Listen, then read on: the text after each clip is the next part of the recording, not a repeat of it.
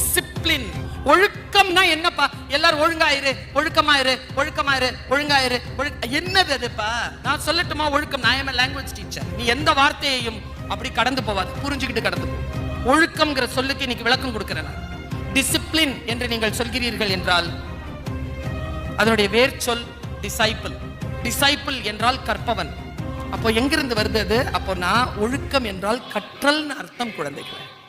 எதை நான் தொடர்ந்து கற்கிறேனோ பாரு, தமிழ்ல இதை விட அழகா சொல்லே இருக்காதுப்பா. ஒழுக்கம் ஒன்றிலே நீ தொடர்ந்து ஒழுகுவது.